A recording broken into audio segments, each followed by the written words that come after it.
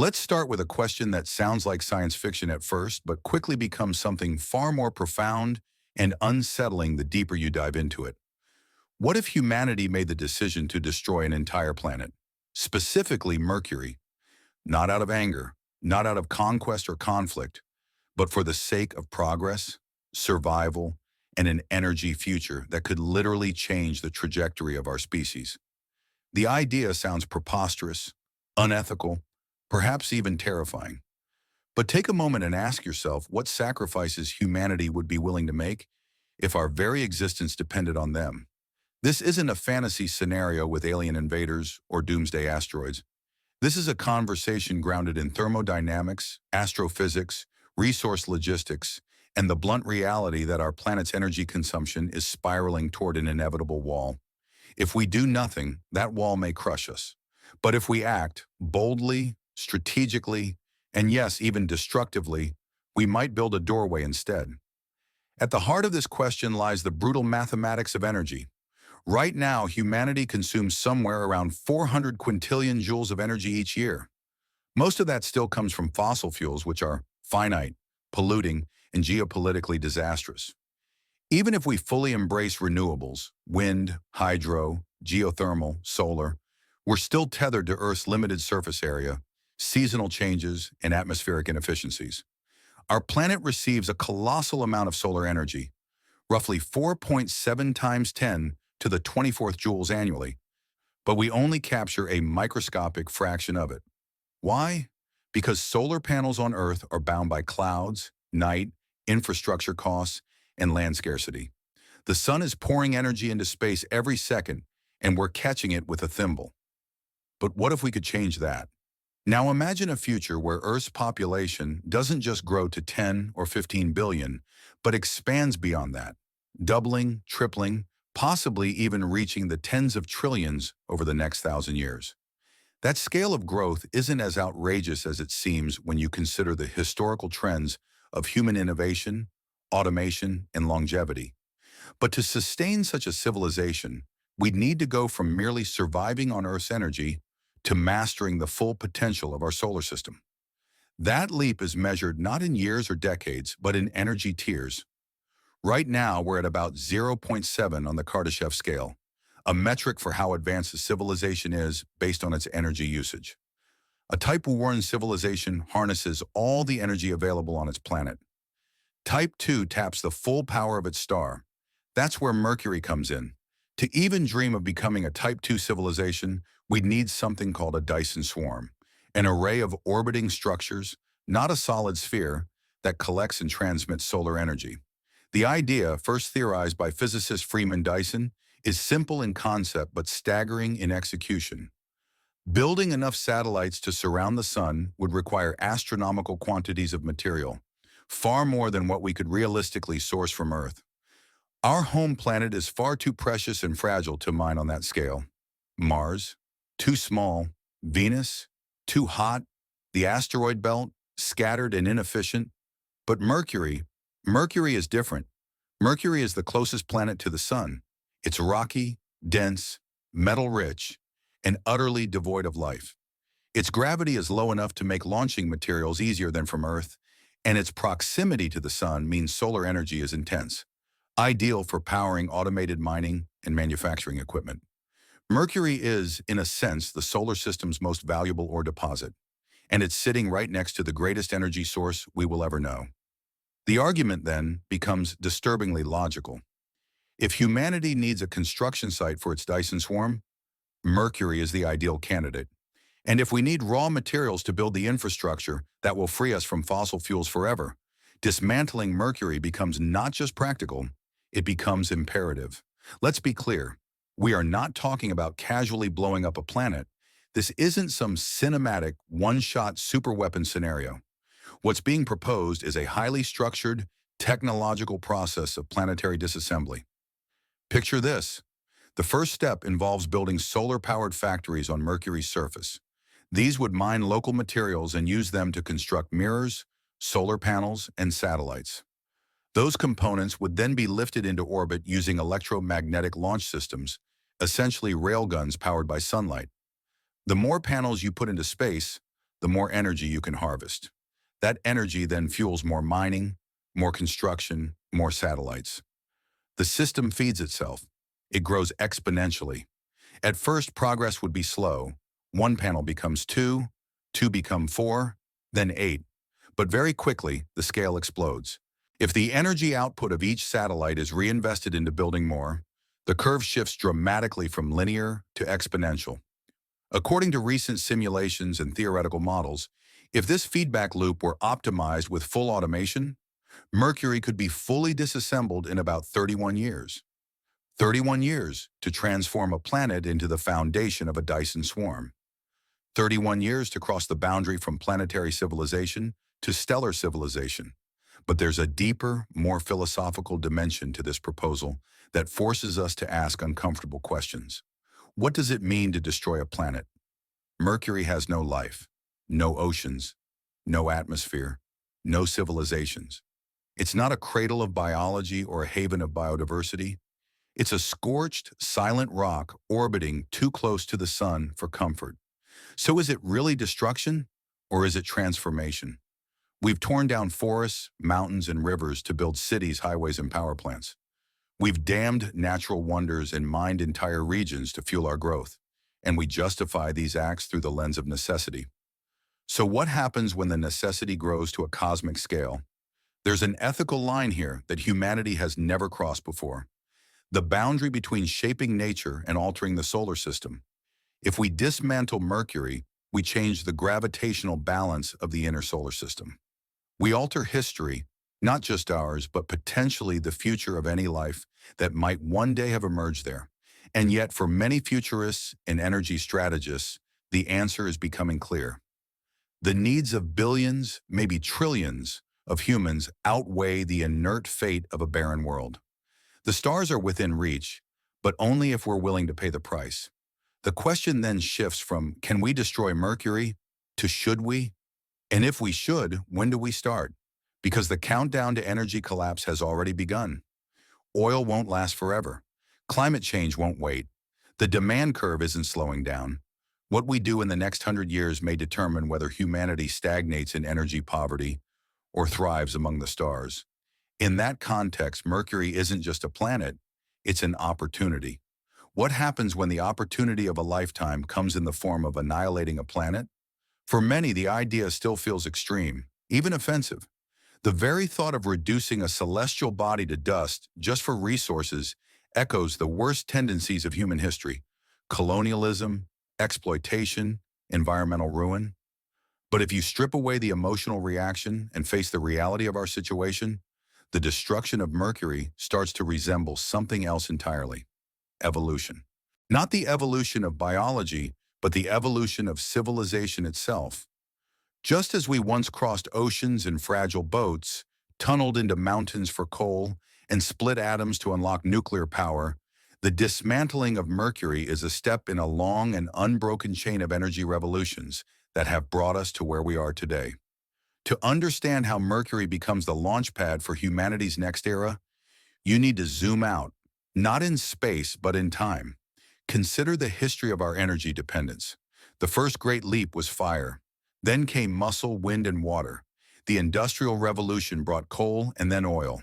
Electricity turned everything into a network. But now, even as solar panels and wind turbines dot the landscape, we are still dependent on the ground beneath our feet. And that ground is failing. The deeper we dig, the harder and dirtier the extraction becomes. The more we burn, the warmer the planet gets. The Earth is telling us in every wildfire and rising tide that it is not a bottomless well, and yet right above us, shining every second, is a limitless energy source we barely know how to touch. The sun outputs 3.8 times 10 to the 26 power watts of energy every second. It's a number so large it becomes meaningless, until you realize that humanity uses only 0.0000005% of that. If we could capture even 0.1% of the sun's output, we would have enough energy to run a civilization hundreds of times larger than our current one. That energy could desalinate every ocean to solve the water crisis, power carbon capture systems to reverse climate change, launch interstellar missions, and eliminate energy poverty forever. But to access that kind of power, we need to build at scale, in space, and fast. That's where Mercury's fate is sealed. Mercury offers the trifecta of conditions needed for orbital megastructure construction: proximity to the Sun, low gravity for launching material, and rich elemental composition.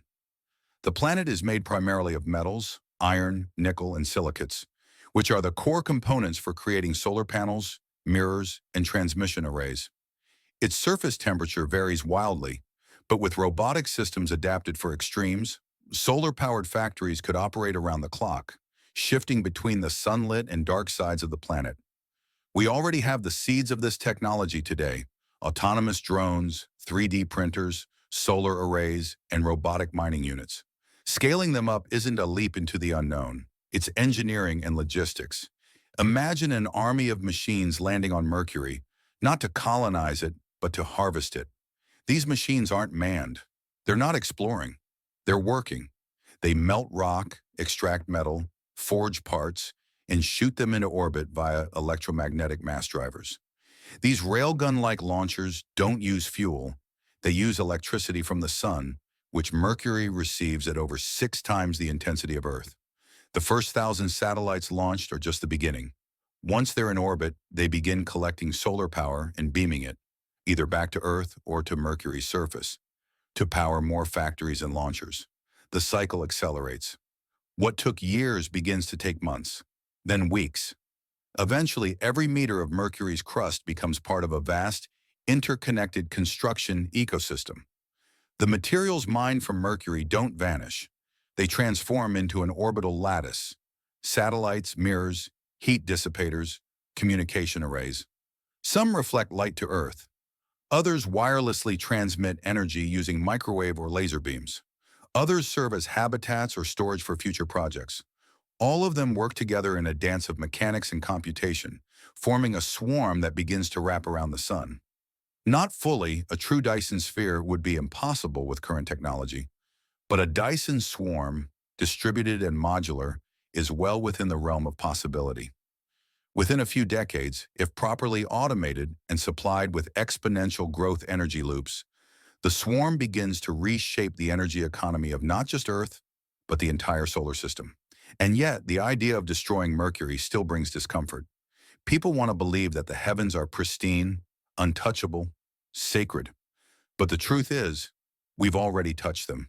We've sent rovers to Mars, probes to the outer planets, landers to asteroids. The notion that we should preserve Mercury because it is natural ignores the fact that everything natural has already been altered by our presence. Even now, we pollute space with satellites, debris, and radiation. If we're going to have an impact, the question should be, what kind of impact will we choose to make? Mercury, in this sense, becomes a symbol, not of destruction, but of rebirth. Its sacrifice is not the end of a planet. It's the beginning of a civilization that doesn't have to poison its atmosphere for energy, that doesn't have to fight wars over oil, that doesn't have to live in darkness when the grid fails. A civilization that finally truly understands that the sun is not just light in the sky, but the very foundation of everything we could become. There are, of course, consequences. Removing Mercury would alter the gravitational harmony of the solar system.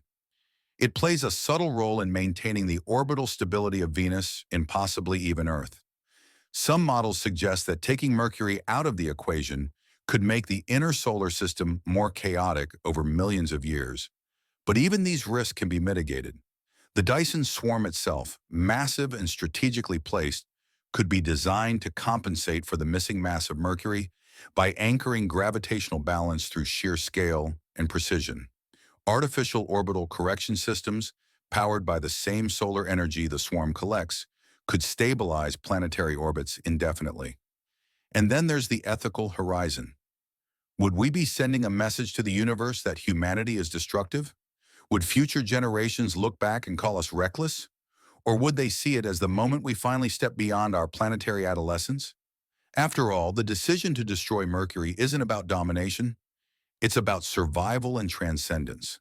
It's about unlocking an energy source that could end suffering on Earth, power, limitless computation, and allow us to explore the stars without being tethered to coal and gas. If destroying one lifeless planet can achieve that, isn't the real ethical dilemma choosing not to? This shift from viewing Mercury as a celestial body to viewing it as industrial capital might be the most controversial mental leap of all. It requires detaching from the sentimental idea that planets are inherently valuable because they exist. That idea worked when we had no power to change them. But now, standing on the cusp of stellar engineering, we must ask what values guide us next. Will we cling to nostalgia and reverence for rocks and dust? Or will we build a new solar economy that liberates billions from energy scarcity? As the Dyson swarm grows, the benefits compound. Energy becomes abundant and cheap. Desalination solves drought. Agriculture blooms in previously arid zones. Global inequality shifts as countries leapfrog past fossil fuel dependence. The geopolitical leverage of oil collapses. Entire cities, even countries, could be powered from orbit, free from the environmental damage of terrestrial power grids. All this because we chose to disassemble Mercury, not with bombs, not with greed, but with tools, intelligence, and a purpose larger than ourselves.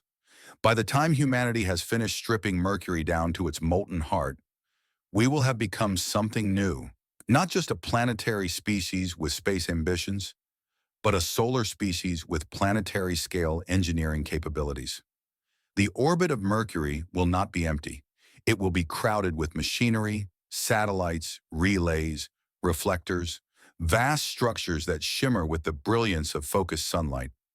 It will look less like absence and more like rebirth. Mercury, the smallest planet, will have become the seed of the largest structure in human history. And this time, the monument isn't built of stone or steel, it's built from light. The Dyson swarm constructed from Mercury's remains is not a static machine. It evolves. Each new component adds energy capacity, and with more energy comes more computation, more automation, faster replication. Soon, decisions once made by committees on Earth are made in milliseconds by artificial intelligence managing orbital logistics. Entire branches of civilization may begin to migrate, not physically but digitally. Minds uploaded into satellites, AI colonies, managing data centers powered by solar energy, all of it made possible because Mercury provided the raw materials.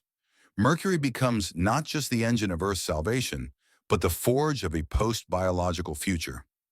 With such capacity, we also transcend previous boundaries of communication, medicine, and even thought. Global internet becomes interplanetary. Memory and cognition, no longer constrained by biology, extend into the cloud, not metaphorically but literally, into the radiative edges of our Dyson array. Education is transformed. Poverty becomes obsolete. Disease management is decentralized, powered by relentless computation and global sensing. Simulations of weather, economy, even consciousness run on the very photons once bouncing idly in space, all because we harness not just the sun's light, but our will to use it. Yet amid this renaissance, a deeper philosophical question begins to rise. What now? If Mercury's death granted us limitless energy and unshackled growth, do we stop? Or do we look to the next horizon? Venus, massive and toxic, might offer atmospheric harvesting. The asteroid belt, rich in rare elements, waits like a cosmic treasure field. Even the moons of Jupiter, laced with ice and subsurface oceans, whisper new possibilities. What Mercury taught us wasn't just how to build, it taught us how to think cosmically. But let's not mistake utility for disregard. The destruction of Mercury would mark the end of an era, not just astronomically, but spiritually. For centuries, humans looked at the sky and saw mystery. Now, we would look and see industry. The poetic silence of space would be replaced by the low hum of machines orbiting a dying sun.